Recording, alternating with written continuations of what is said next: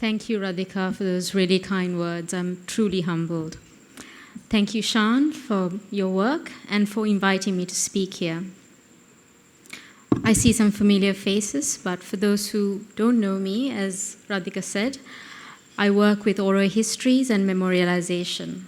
I record and archive people's stories and memories of conflict and its aftermath as a way to challenge existing notions of historical narratives, and as a way to enhance development practice and peace building.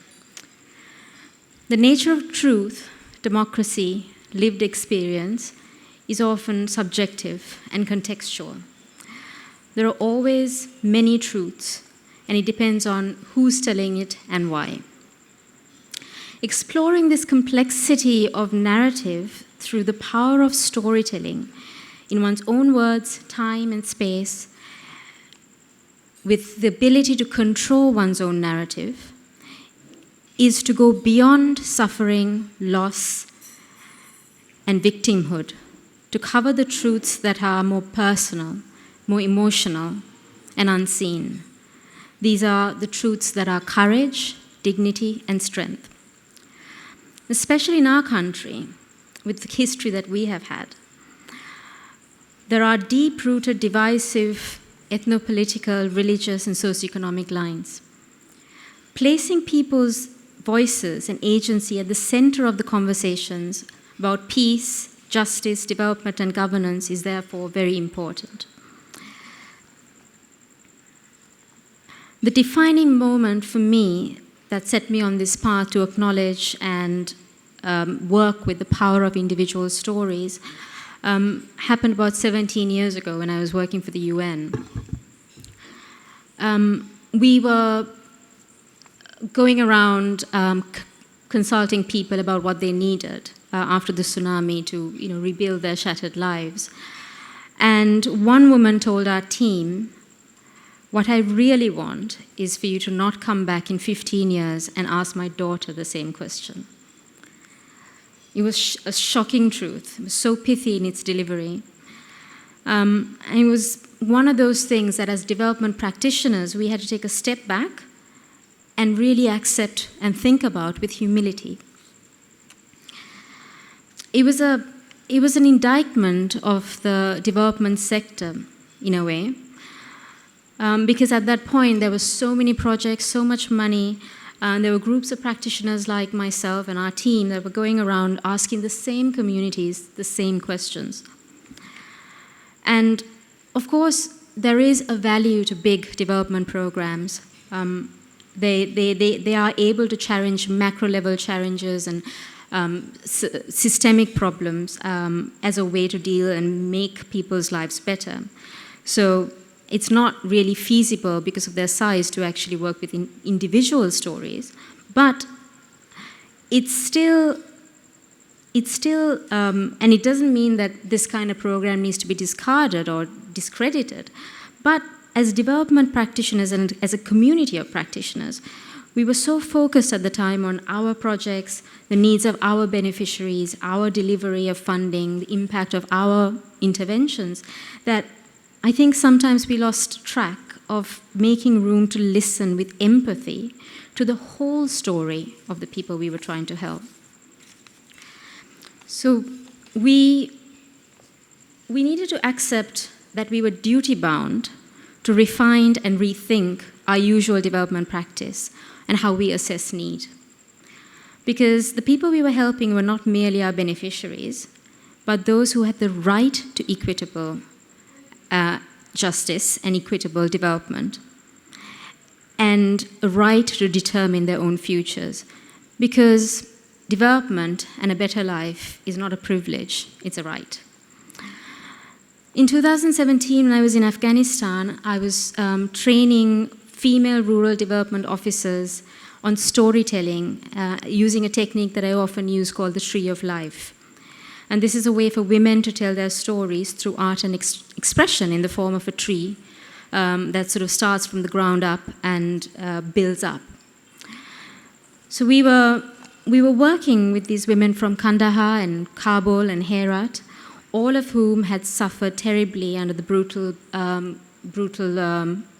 reign of the Taliban.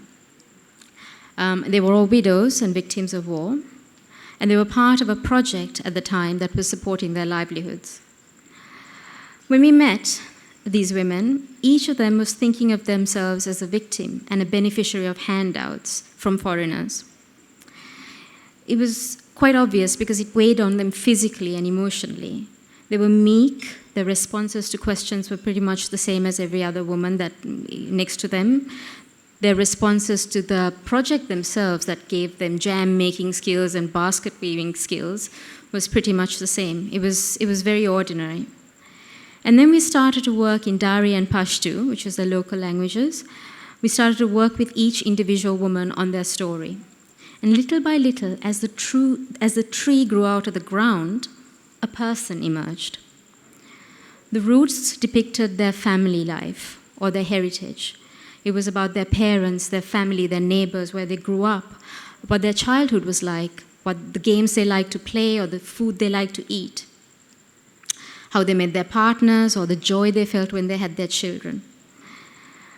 It was sort of a first step in reclaiming their identity that they had lost to displacement and dispossession because of the war.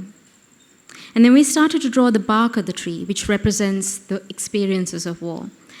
And here some really personal, unique stories emerged.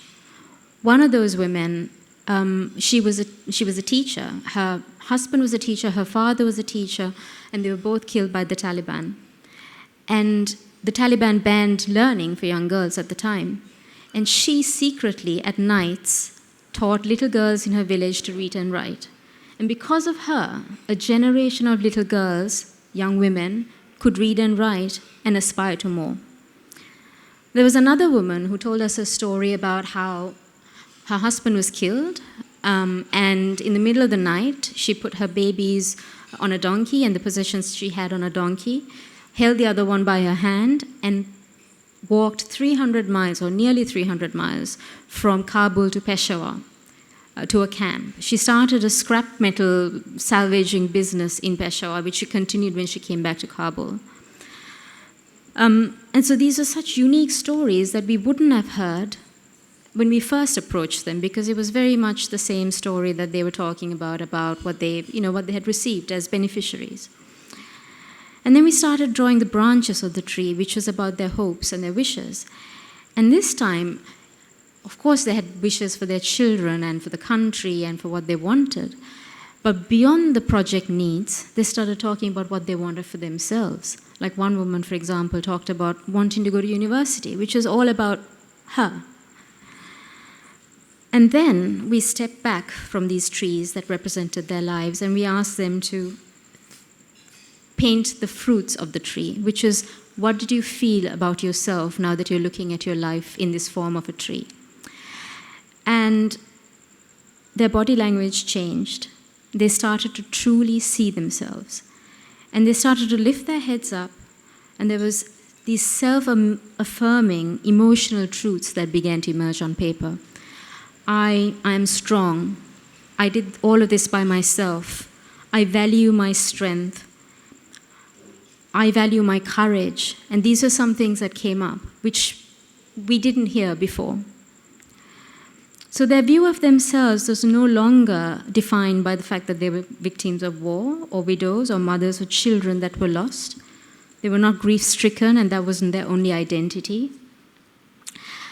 And finally, we asked them to present these trees of life to the ministry that was supporting their work in Afghanistan. And the women walked into the room with self-confidence. They didn't just speak of their project needs and what the project had done. They shared and showcased their portraits of themselves, who they really were, and the daily acts of heroism and courage that define them now. So this is the power of the voice. It's the power of the individual story. It democratizes truth. It opens a space to deal with our difficult histories and our diverse needs. It enables people to decide for themselves the development that they need to have. And by extension, it creates a culture of decision-making that is democratic. And this is why I appreciate and value the approach that Ape Lanka takes. I see that it's all heart, as you heard Sean, it's all heart.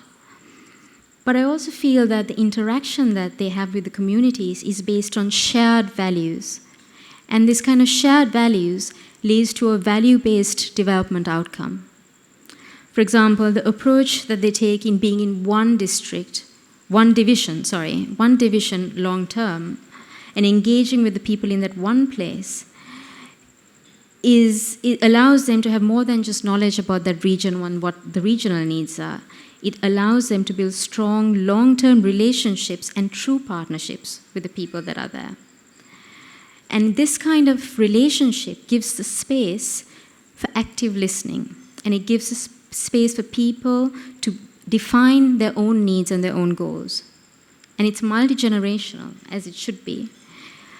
And in that way, it overcomes some of the challenges of traditional development practice, which is often related to the cycles, the donor cycles, as well as the political agendas that are out there.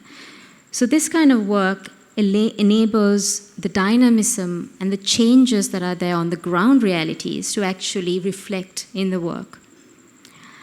So all this helps to understand and balance charitable giving with the need to assure that people have their own agency.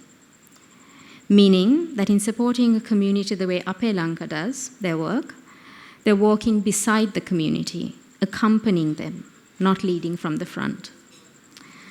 So I'd like to end with a thought that empathetic listening to the perspectives that truly matter can enable a better, value-based outcome that above all preserves and promotes dignity and self-worth.